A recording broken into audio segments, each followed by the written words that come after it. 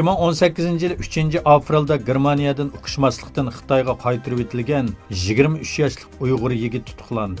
Germaniya Tashqi ishlar ministerining tekshirib aniqlab isbotlashicha, Germaniya hukumati kishilik huquq xodimi Barbel Kopflarning aytishicha, bu Uyghur yigit Xitoyga qaytarilgandan keyin davlatni parchalash yoki qutratqulik qilish jinoyati bilan tutqilinib, 13 oktyabrda tunji sud ochilib o'lim jazosi yoki muddatsiz qamoq jazosi berilishi mumkinligi ta'kidlangan. Germaniya hukumati bu yoshni qayta talab qilgan bo'lsa-mu, javobga erishamagan Germaniya bundan keyin Germaniyaga har qanday bir sabab bilan kelgan Uyg'urlarni Xitoyga qaytarmaydiganligini bildirgan.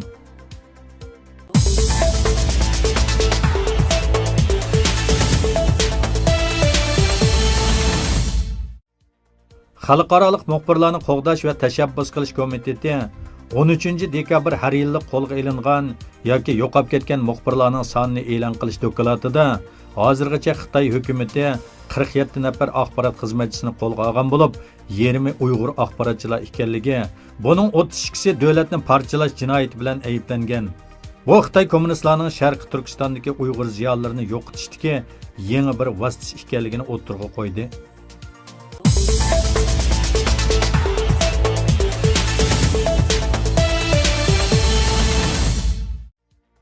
Sharqi Turkistondagi tutib turish lagerlari haqida uchurlar ko'plab oshkorlanayotgan mezgilda, G'o'lji shahri Yangiya yesidagi ma'lum bir tarbiyalash o'zgartish lageriga munosabatli yangidan bayqalgan paketlar Zimiston to'ri tarafidan yana bir qatim o'tirg'a chiqqan.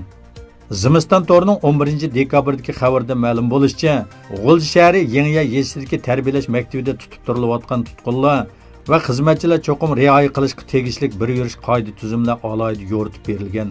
Shuning bilan bir vaqtda yerlik hukumat aholilar bilan maxfiyatlikni saqlash kelishimnomasi imzolagan. Bu kelishimnomining mazmuni tuvandikicha: barliq kishilar tarbiyalash markazidagi o'rganish, turmush, odam soni va ichki xizmatlar qatorliq ahvollarni oshkorlashga bo'lmaydi.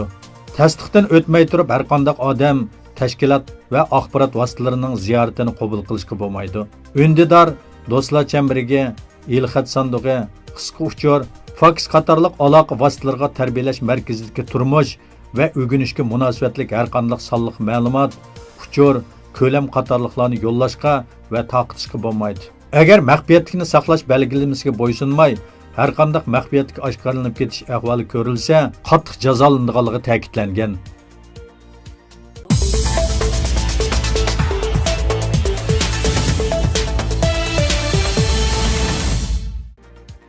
Qirg'iziston prezidenti So'rinbay Jeynakov 2018 yilni Chingiz Aytmatov yili deb e'lon qildi.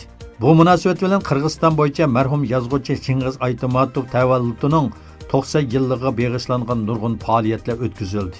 Qirg'iziston Uyg'urlari ittifoq jamiyatimi bu qatorda aktiv faoliyat olib berib, To'qmoq, O'sh va Qorpalt qatorliq shaharlarda Chingiz Aytmatovning ijodiyatiga bag'ishlangan san'at kechiliklarini o'tkazdi.